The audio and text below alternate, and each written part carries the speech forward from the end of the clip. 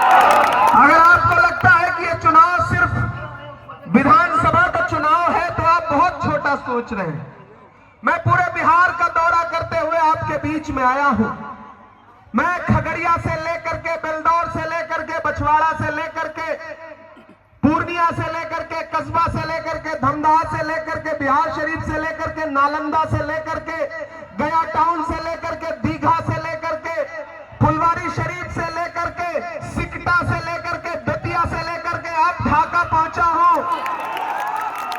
पूरे बिहार की एक एक विधानसभा में जा रहा हूं और जो माहौल मैंने देखा है उस माहौल की बुनियाद पर ढाका वालों पूरी जिम्मेदारी से बता रहा हूं कि आने वाली 14 तारीख को तेजस्वी यादव बिहार के मुख्यमंत्री बनने जा रहे हैं।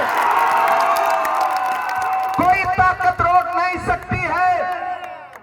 और यहां खड़ा होकर के ये ऐलान भी करता हूं कि अगर 11 नवंबर को आप अपने घरों से बाहर निकले और आपने अपना एक एक वोट 2 नंबर पर है, ईवीएम के दूसरे नंबर पर जिनका चुनाव निशान मौजूद है लालटेन, अगर उस पर एक एक बटन दबा करके इधर फैसल भाई को, उधर लक्ष्मी जी को असेंबली पहुंचा दिया और 14 नवंबर को रिजल्ट आया, तेजस्वी यादव बिहार के मुख्यमंत्री बने, तो 2029 में राहुल गांधी को देश का प्रधानमंत्री बनने से कोई ताकत रोक नहीं सकती है। यह चुनाव बहुत महत्वपूर्ण चुनाव है, जरूरी चुनाव है। यहां हमारे बुजुर्ग खड़े हैं, दानिश्वर लोग खड़े हैं। लोग आएंगे आपके बीच में आपको बांटने की, आपको बरगलाने की। सरे मिंबर वो ख्वाबों के महल तामीर करते हैं, सरे मिंबर वो ख्वाबों के महल तामीर करते हैं, इलाजे गम नहीं करते फकत तकरीर करते हैं। तो ये याद रखना कि ये चुनाव भाजपा पूरी साजिश के साथ, पूरी मशीनरी के साथ लड़ रही है। ऐसे में इस चुनाव को आपको फैसल रहमान बनकर के लड़ना है। एक भी वोट बर्बाद नहीं करना है। वो लालटेन लेकर के जो हमारा नौजवान साथी खड़ा है, इसमें 11 तारीख को इतनी रोशनी दीजिए, इतना तेल डालिए, इतना तेल डालिए, इतना तेल डालिए कि इसकी रोशनी से पूरा पश्चिमी चंपारण, ढाका जगमगा उठे और साथ में पूर्वी चंपारण भी। यहां हमारे जिला अध्यक्ष आरजेडी के खड़े हैं, अभिजीत भाई खड़े हैं, तमाम पूरा मंच भरा है। जितना आपके मंच में भीड़ है इतना तो भाजपा वालों के यहां पूरी भीड़ नहीं हो रही है। दोस्तों, आप बड़े जिंदा दिल लोग हैं। फैसल रहमान एक तरफ खड़े हैं, बाईं तरफ दाईं तरफ लक्ष्मी जी खड़े हैं। मैं तुम्हें अपने उसूलों की कसम देता हूं, मैं तुम्हें अपने उसूलों की कसम देता हूं। मुझको मजहब के तराजू में न तौला जाए, मैंने इंसान ही रहने की कसम खाई है, मुझको हिंदू या मुसलमान न समझा जाए। ये चुनाव मोहब्बतों का चुनाव है। एक तरफ भाजपा की नफरतें हैं, भाजपा की साजिशें हैं, वोट बांटने की कोशिशें हैं, खरीदने की साजिशें हैं, लेकिन ढाका में खड़ा होकर के मैं ये कह रहा हूं कि अदावत है, सियासत है, परिंदा है, शिकारी है। अदावत है, सियासत है, परिंदा है, शिकारी है, मगर इन सारी चीजों पर मोहब्बत अब भी भारी है। ढाका वालों, फैसल रहमान से आपका सिर्फ फैसल रहमान तक का रिश्ता नहीं है, 2 पीढ़ियों का, 3 पीढ़ियों का, 4 पीढ़ियों का रिश्ता है। मैं इनके वालिद साहब के बारे में पढ़ता रहा हूं, सुनता रहा हूं।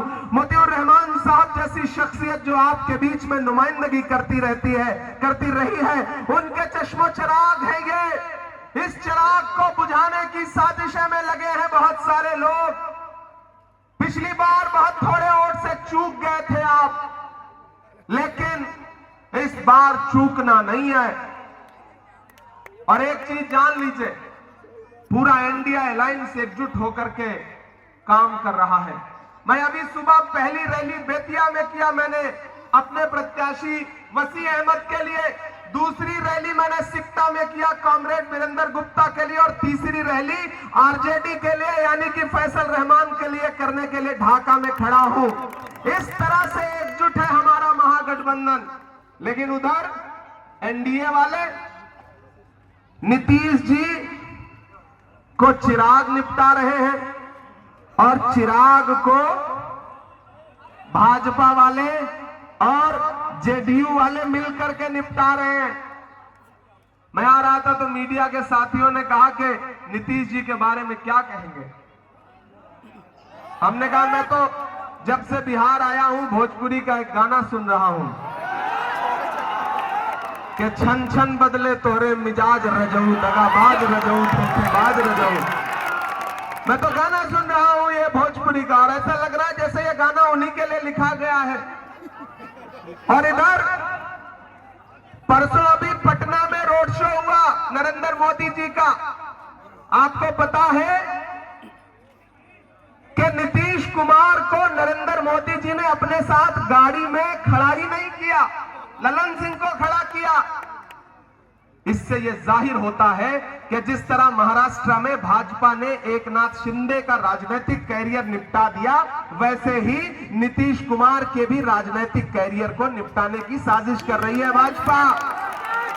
एक तरफ भाजपा के नेताओं के बयान सुन लो, प्रधानमंत्री कह रहे हैं कनपटी पे कट्टा। यह प्रधानमंत्री की भाषा है?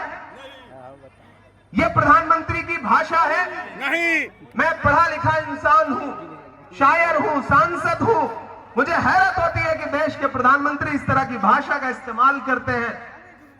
लेकिन आप जब भी महागठबंधन के नेताओं का भाषण सुनेंगे, तेजस्वी जी को सुनेंगे, राहुल जी को सुनेंगे, प्रियंका जी को सुनेंगे, तो आप पाएंगे कि हमारा मैनिफेस्टो क्या कह रहा है कि हमारी सरकार बनाइए, पूरे बिहार को 5 साल में एक एक परिवार के एक एक नौजवान को नौकरी देने का काम करेगा महागठबंधन, वो भी सरकारी नौकरी।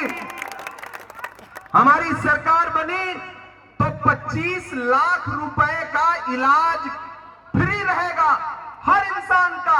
महागठबंधन आपसे ये कह रहा है। और आज तो महागठबंधन ने एक नया ऐलान किया है कि सरकार बनने दीजिए, मकर संक्रांति को आने वाली फरवरी में बिहार की एक एक महिला के अकाउंट में 30,000 रुपया पहुंचाने का काम करेगी महागठबंधन की सरकार। 200 यूनिट बिजली फ्री देंगे। हमारे वायदे क्या हैं? मुद्दों पर हैं। भाजपा के वायदे क्या हैं? गिरिराज सिंह कुछ बोल रहे हैं, अमित शाह जी कुछ बोल रहे हैं। अभी परसों राहुल जी तालाब में तैर रहे थे मुकेश सहनी के साथ, तो भाजपा के एक नेता ने कहा कि मछली पकड़ रहे हैं। हमने कहा नहीं, मछली नहीं पकड़ रहे हैं, वो तालाब में तुम जैसे मगरमच्छों को डराने के लिए कूदे हैं। मुसलसल दुश्मने जां की निगहबानी में रहना है, जहां घड़ियाल रहते हैं उसी पानी में रहना है। तो बिहार वालों, बिहार बदलाव के लिए तैयार है और उसकी शुरुआत ढाका से होनी चाहिए, पश्चिमी चंपारण से होनी चाहिए। फैसल रहमान के लिए 11 तारीख को घरों से बाहर निकलिए और जो कसर बाकी रह गई थी, पश्चिमी चंपारण, पूर्वी चंपारण, पूरे बिहार में तो पूरे बिहार की जनता से, ये ढाका है, ये भारत का ढाका है और मैं भारत का इमरान हूं। मैं यहां खड़ा होकर के कह रहा हूं कि इस सरजमीन से जो आवाज उठती है वह हिंदुस्तान के अलग अलग कोनों तक जाती है। याद रखना भाइयों कि आपको बरगलाने की बहुत साजिशें की जाएंगी, बहुत कोशिशें की जाएंगी। किसी का जलवे रंगी तखय्युलात में है, चराग बन के कोई जिंदगी की रात में है।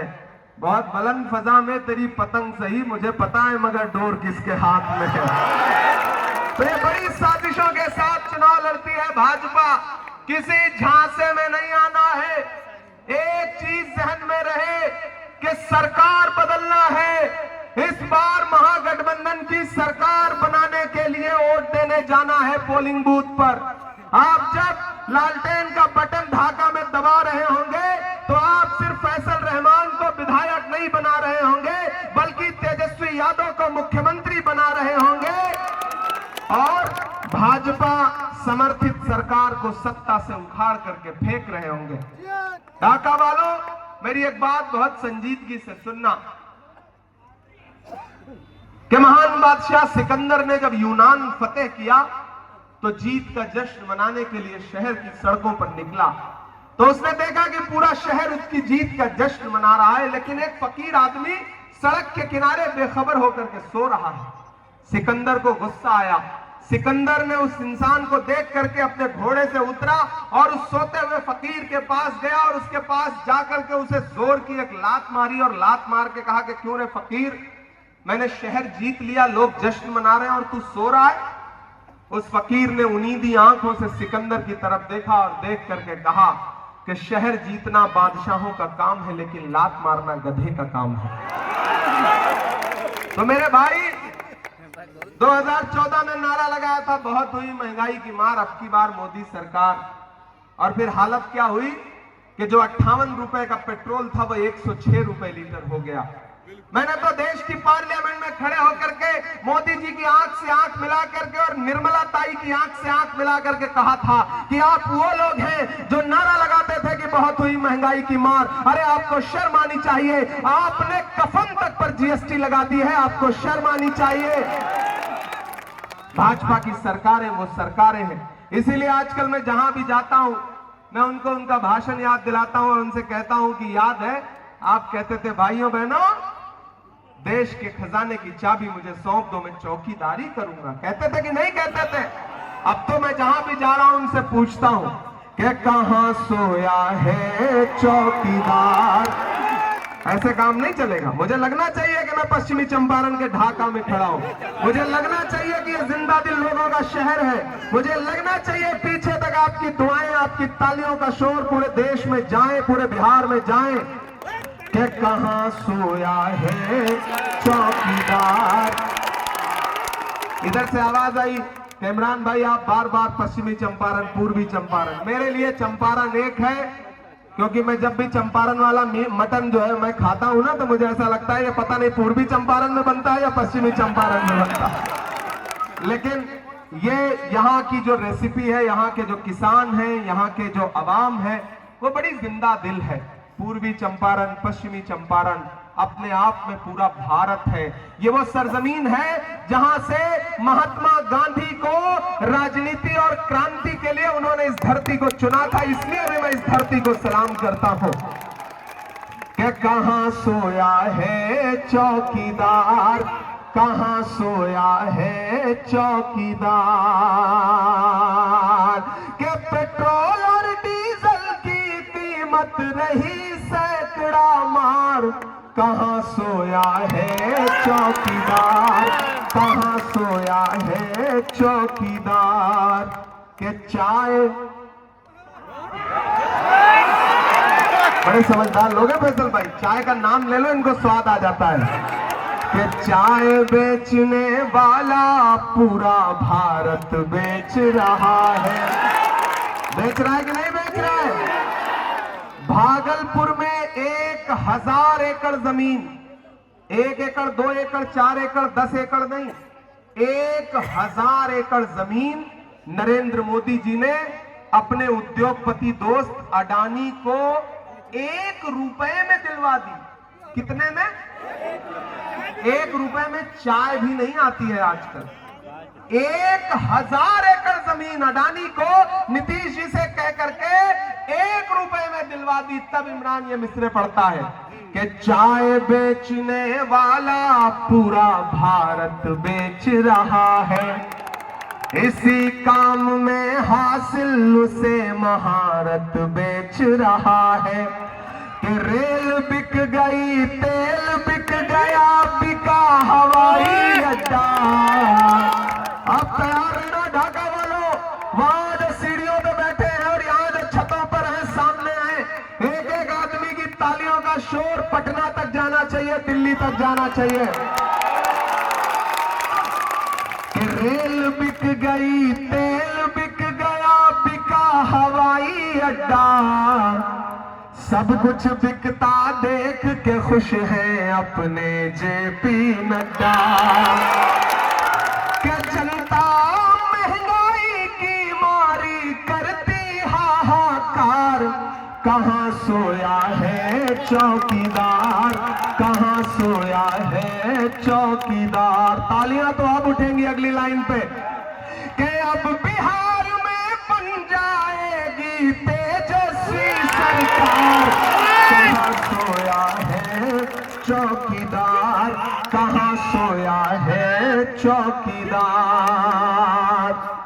मेरे भाई, मेरे दोस्त, नौजवान साथियों, आप बड़े जिंदा दिल लोग हैं, लेकिन एक चीज याद रखना कि सियासत जज्बात का नाम नहीं है, सियासत होशमंदी और अक्लमंदी का नाम है।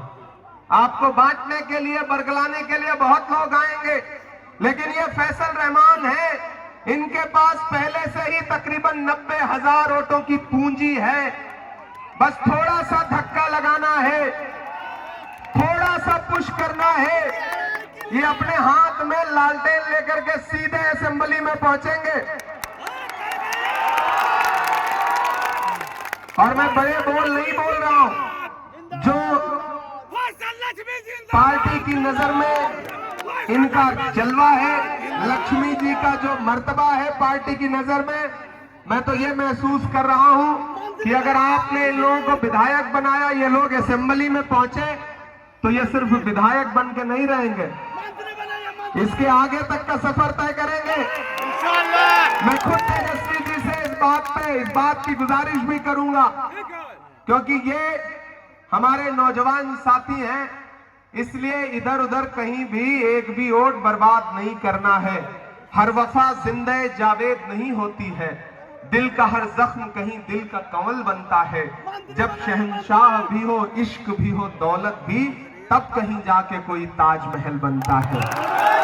फैसल रहमान को सारे समाजों का वोट मिल रहा है, लक्ष्मी जी को सारे समाजों का वोट मिल रहा है, और इनका तो नाम ही लक्ष्मी है। लक्ष्मी जी का मतलब समझते हैं आप ना? पूरा धन दौलत, पैसा कौड़ी, तो इनके पास अवाम का धन दौलत, अवाम की मोहब्बतें हैं। इसलिए साथियों, आप सबसे गुजारिश कर रहा हूं कि 11 नवंबर को घर से बाहर निकलिए और चुपचाप लालटेन छाप, चुपचाप आपका दिया गया एक एक वोट सिर्फ फैसल रहमान को नहीं मिलेगा, लक्ष्मी जी को नहीं मिलेगा, सिर्फ इनको नहीं मिलेगा, तेजस्वी यादव को मुख्यमंत्री बनाने के लिए जाएगा। और मोहब्बत के उस मसीहा को भी मिलेगा जिसका नाम राहुल गांधी है। और मैं अलग-ऐलान ये बात कह रहा हूं कि मैं राहुल गांधी के साथ देश की सड़क से लेकर के संसद तक हुकूमत से लड़ता रहता हूं। मुझे आज भी याद है 2022 को 7 सितंबर को समंदर के साहिल पे कन्याकुमारी में खड़े हुए राहुल गांधी, जब उन्होंने कहा था कि मैं देश से नफरत खत्म करने के लिए कन्याकुमारी से कश्मीर तक पैदल चलूंगा, 4000 किलोमीटर। मुझे भी लगा था कि नरेंद्र मोदी जिस इंसान को शहजादा कहते हैं, वो 4000 किलोमीटर पैदल चलेगा, एक नारा लगाएगा कि नफरत छोड़ो भारत जोड़ो। मैं चला हूं उस इंसान के साथ पैदल। मैंने देखे हैं उस शख्स के पांव के छाले। जब मैं उनके साथ चलता था तो मुझसे मीडिया के साथी कहते थे कि इमरान साहब आप सांसद बाद में हैं, शायर पहले हैं, बताइए राहुल गांधी के साथ चल रहे हैं क्या कहेंगे। तब मैं कहता था कि जो हर जालिम से टकराएगी वो आंधी बनाऊंगा, जो हर जालिम से टकराएगी वो आंधी बनाऊंगा, नए अंग्रेज आए हैं नया गांधी बनाऊंगा। मैं चला हूं, इसलिए ये चुनाव बहुत अहम है। ये भारत की जमहूरियत को, भारत के आईन को, दस्तूर को बचाने का चुनाव है, क्योंकि यही चुनाव तय करेगा कि बिहार को दिल्ली के रिमोट कंट्रोल से चलाया जाएगा या बिहार की जनता बिहार को चलाएगी। ये चुनाव तय करेगा। दिल्ली में बैठे हुए गुजरात के व्यापारी ये सोचते हैं कि बिहार को दिल्ली के रिमोट से चलाएंगे, लेकिन नहीं, ये बिहार है, बिहार को बिहार की जनता चलाएगी, बिहार के नौजवान चलाएंगे। इसलिए साथियों, आप सबसे गुजारिश है कि 11 नवंबर को अपना एक एक वोट लेकर के घर से बाहर निकलिए। और मेरा मन कर रहा है मैं 4 लाइनें और पढ़ दूं यार, ऐसे काम नहीं चलेगा। कि दायरे में सिमट के आएगा। मुझे पता है बड़ी साजिशें हैं, मुझे पता है खजाना लेकर के लोग घूम रहे हैं, लेकिन अब मुझे यह भी पता है कि आप बिकने वाले लोग नहीं हैं, कोई खरीद नहीं सकता है आप आपको नहीं खरीद सकता है। मोहब्बत के हाथों बिक सकते हैं, दौलत के हाथों आपको कोई नहीं खरीद सकता है, मैं जानता हूं। बिल्कुल नहीं। इसलिए आपकी मोहब्बतों की बुनियाद पर यह शेर पढ़ रहा हूं कि दायरे में सिमट के आएगा, हर रवायत से हट के आएगा, आंधियों को जरा खबर कर दो। समझ रहे हैं ना मैं किसके लिए शेर पढ़ रहा हूं कि आंधियों को जरा खबर कर दो, शेर वापस पलट के आएगा, शेर वापस पलट के आएगा। उठाइए अपना एक एक हाथ, इधर मंच पर भी उठाइए अपना एक एक हाथ ढाका वालों, और मुझे भरोसा दिलाओ कि 11 नवंबर को अपना एक एक वोट महागठबंधन के प्रत्याशी फैसल रहमान और इधर लक्ष्मी जी को चिरैया में देंगे। देंगे ना? महागठबंधन जिंदाबाद, महागठबंधन जिंदाबाद, महागठबंधन जिंदाबाद, महागठबंधन। जिंदाबाद। बहुत शुक्रिया, बहुत मोहब्बत।